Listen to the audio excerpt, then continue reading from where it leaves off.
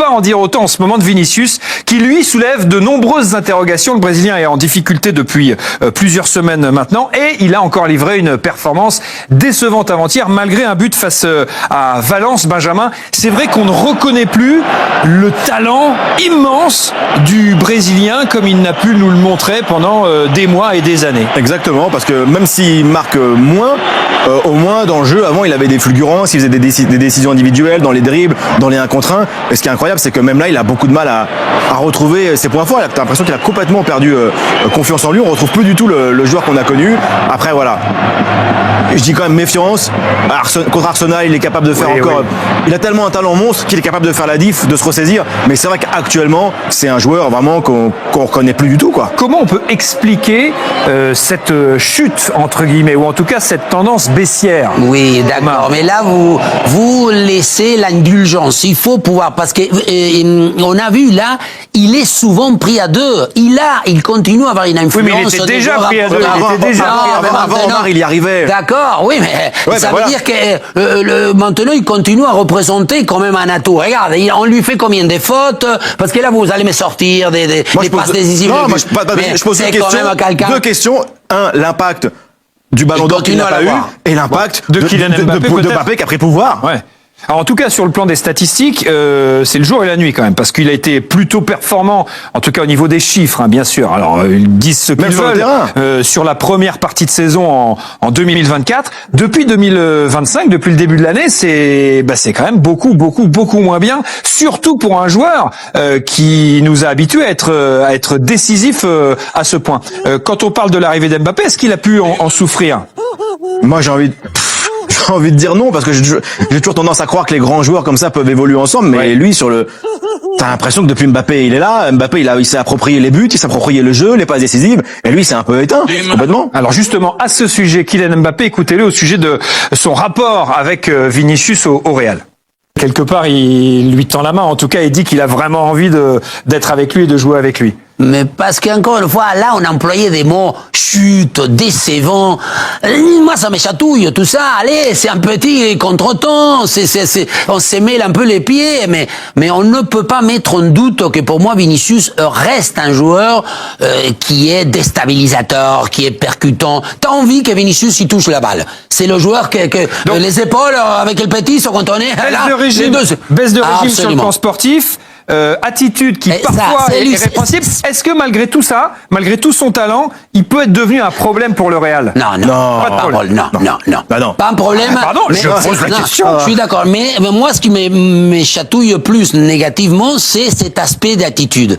Il est chafouin, et on le dit, je suis convaincu que quand ton intérieur est pas blanc, les poumons ils se referment, le cœur il bat un petit peu moins, l'effervescence, le bien-être, l'état de vie fait que les performances soient bonnes. Donc, je pense que c'est là qu'il faut qu'il dépasse ce travail sur lui-même. Kylian Mbappé aura donc attendu le mois d'avril pour accorder sa première interview à un média espagnol depuis son arrivée au Real, un entretien à la chaîne Sexta dans le cadre de l'émission Hello Pretivo avec la journaliste Ana Pastor. Hello Pretivo, il faut le préciser, Omar, c'est pas un programme sportif, hein, c'est un rendez-vous d'actualité sur la Sexta qui est une chaîne très puissante, l'équivalent d'M6, il y a par exemple pour nous en France. Est-ce que cette prise de parole sur ce média précisément, c'est une manière d'affirmer, de renforcer son statut de numéro 1 au Real Madrid? Oui, parce que d'abord, c'est une chaîne aussi assez large comme au public. C'est pas que dirigé au public sportif. Et puis après, on a bien senti que c'est quelque chose de pensé, de médité, de préparé. Donc, ça consolide tout ce qu'on connaît. Parce que c'est quelqu'un qui, quand il y va, il se met devant, c'est parce que ça a été bien solide derrière. Hein. Il a abordé tous les sujets, à la fois sur le plan sportif, personnel ou même les sujets sociétaux. Et il a évoqué notamment sa période très difficile il y a quelques mois. Il assume cette période difficile, notamment, il faisait référence à ce penalty manqué à Bilbao. Il dit « j'ai touché le fond à ce moment-là ». Il n'a pas reculé devant ces questions. Non, ça c'est quasiment le même genre de discours qu'il avait tenu face à Klik et Mouloud Achour. Ouais. En évoquant la dépression, en disant évidemment je suis pas un dépressif. À l'époque, il avait déjà dit aussi j'étais au fond du trou quand il rate ces deux pénaltys. Après là, prise de parole, on va dire évidemment calculée, grande opération de communication, sauf que là, contrairement à la première fois, là, il le fait à une période où il est le patron de l'équipe. Et où il est très très fort. Exactement. Et il l'a encore été. Et il le fait au Bernabeu. En plus. C'est pas dans un studio télé. Enfin, Ouais. voilà, c'est bien mis en scène. Il y a presque on a titré ça le discours d'un roi. Il y a presque un côté politique dans cette démarche. Oui, parce que on n'arrive pas à pouvoir comprendre la dimension. Il vole, il est entre les étoiles et la lune. Donc quelque part, il se sent avec une force malgré lui-même. Il peut pas mesurer ce qu'aujourd'hui il représente par le club dans le football international, parce que le Real Madrid, vrai, qui a une manière de transmettre à niveau mondial ce qu'il représente. Et aujourd'hui, c'est le leader, l'icône et l'unique même référence de cette équipe. Mbappé a encore réalisé un très bon match avant-hier, malgré la défaite de son équipe face à Valence au Bernabeu. Mbappé au Real, épisode 30, c'est avec Clément Brossard et Greg Echen. Et oui, un gros match déjà attend les Madrilènes et Kylian Mbappé demain en Ligue des Champions.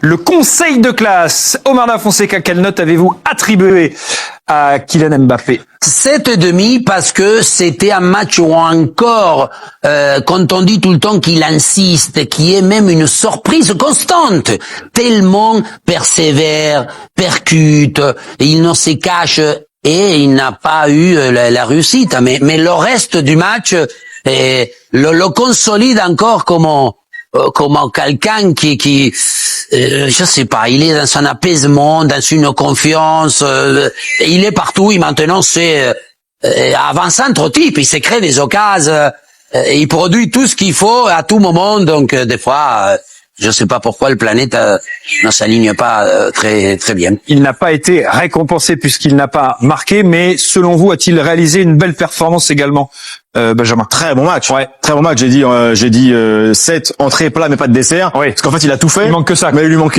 le meilleur. En fait, il lui manque le but. Mais il a fait un excellent match. C'est devenu la référence.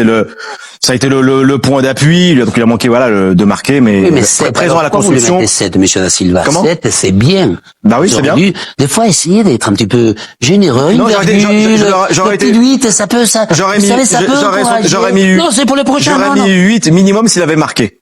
Mais comme il n'a pas marqué, c'est pour ça que j'ai pas été aussi haut que cela. En tout cas, vous avez dit que c'était un attaquant complet, que c'était un vrai numéro 9 et qu'il allait un petit peu partout sur le terrain, à la création, qu'il était décisif dans tout ce qu'il faisait, en tout cas Toute option. toute option et entreprenant. Dans le cadre de son entretien à la Cesta, il a évoqué lui aussi une question qui a longtemps fait débat après son arrivée au Real, la question de son positionnement sur le terrain. Écoutez. Bon. Alors, il prend clairement exemple déjà sur Cristiano Ronaldo et il dit qu'il s'en sort pas trop mal aux 3 postes de l'attaque. Est-ce votre avis également, Benjamin? Oui, mais surtout au Real, il s'est imposé numéro 9. Ouais. Et surtout ça, c'était ça le point de départ. Vinicius à gauche, Rodrigo à droite. Donc lui, on attendait. Il y avait un débat. Est-ce qu'il va pouvoir? Mais est-ce qu'elle se pose encore d'ailleurs la question Pas du du tout. Mais positionnement? non, C'est mais terminé. C'est terminé. C'est le patron maintenant. C'est lui le patron de l'attaque. C'est lui le leader. Bien Oui, sûr. et moi, je dis plusieurs fois que moi, le premier, je pensais pas qu'il allait pouvoir y être, parce que c'est un joueur qu'il fallait qu'il y aille. Ouais. C'est pas la même musique.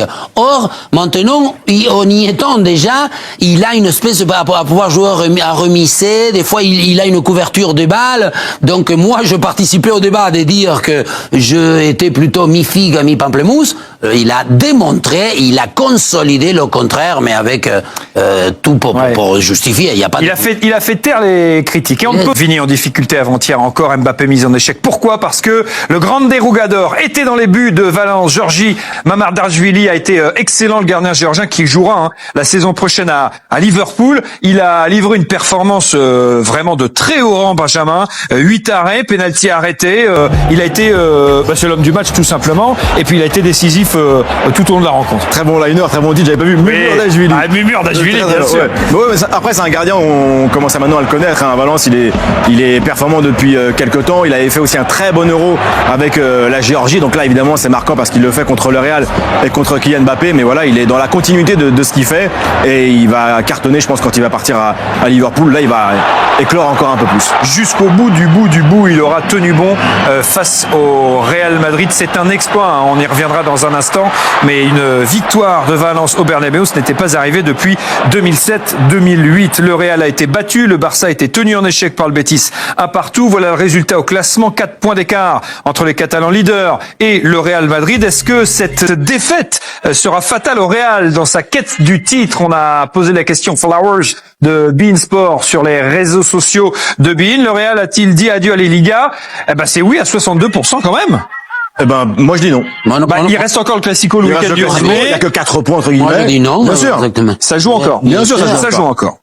Cette victoire de Valence, donc, au Bernabéu, est un exploit, oui, puisque la dernière, c'était en 2007. Tout est à la perfection, geste juste au moment exact. Et pendant ce temps-là, dans un tout autre style,